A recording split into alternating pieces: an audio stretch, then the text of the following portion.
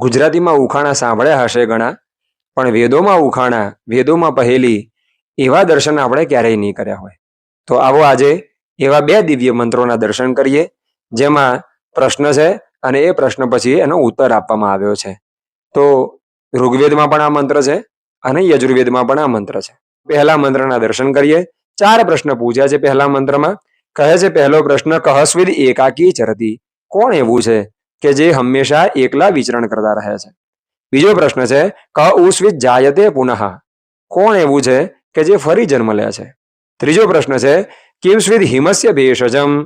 કોણ છે જે શીતળતાનું ઔષધ છે? હિમ એટલે ઠંડી, શીતળતાનું ઔષધ શું છે? અને ચોથો પ્રશ્ન, કિંબા વપનમ મહત. એવું શું છે જે મહાન છે અને દરેકને પોતાની અંદર સમાવી લે છે? તો આ 4 પ્રશ્નો એક મંત્રમાં આપવામાં આવ્યા છે અને બીજા મંત્રમાં એનો ઉત્તર ઋત્વિજ આપે છે. કહે છે સૂર્ય એકાકી ચરતી. સૂર્ય એક એવા છે કે જે હંમેશા એકલા વિચરણ કરતા રહે છે. ભાષ્યમાં કહ્યું છે, સૂર્ય એકાકી સ્વપ્રભયા આકાશે ચરતી. સૂર્ય એકલા જ પોતાના પ્રકાશ દ્વારા આકાશમાં વિચરણ કરતા રહે છે. સૂર્ય એ ગુણ બતાવે છે. સૂર્ય એ આત્માનો કારક છે અને આત્મા એ સ્વતંત્ર છે. માટે સૂર્ય ભગવાન કહે છે કે જ્યારે ધર્મના માર્ગે ચાલવાનું હોય, ન્યાયના માર્ગે ચાલવાનું હોય, ત્યારે હંમેશા કોઈનો આધાર રાખ્યા વગર હંમેશા એકલા ચાલતા રહેવું, સ્વતંત્ર ચાલવું. તો સૂર્યનો આ મહાન ગુણ છે. માટે સૂર્ય એકાકી ચરતી. ચંદ્રમા જાયતે પુનઃ. ચંદ્રમા જે છે એ વારંવાર જન્મ લે છે, ઘટે છે અને વધે છે, વૃદ્ધિ થાય છે અને ક્ષીણ થાય છે.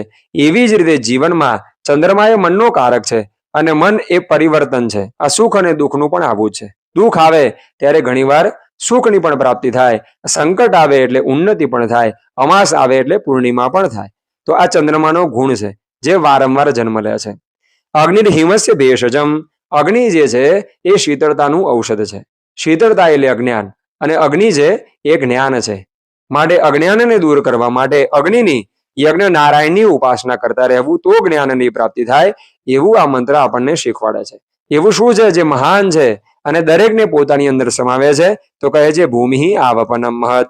ભૂમિ છે એ પૃથ્વી છે જે આ દરેકને પોતાની અંદર સમાવી લે છે. પૃથ્વીનો એ ગુણ છે કે જે સારા છે, ખોટા છે, દરેકને પોતાની અંદર સમાવિષ્ટ કરે છે. તો આ શરીર માટે થઈને હંમેશા સૂર્યની જેમ એકલા ચાલતા રહેવું, સ્વતંત્ર રહેવું, કોઈના આધારે ક્યારેય ન જીવવું. અને જ્યારે પણ અજ્ઞાનતા તરફ જઈએ ત્યારે યજ્ઞ નારાયણની ઉપાસના દ્વારા, અગ્નિની ઉપાસના દ્વારા હંમેશા જ્ઞાન પ્રાપ્ત કરતા રહેવું. આ દિવ્ય જ્ઞાન આ વેદોમાં આપવામાં આવ્યું છે.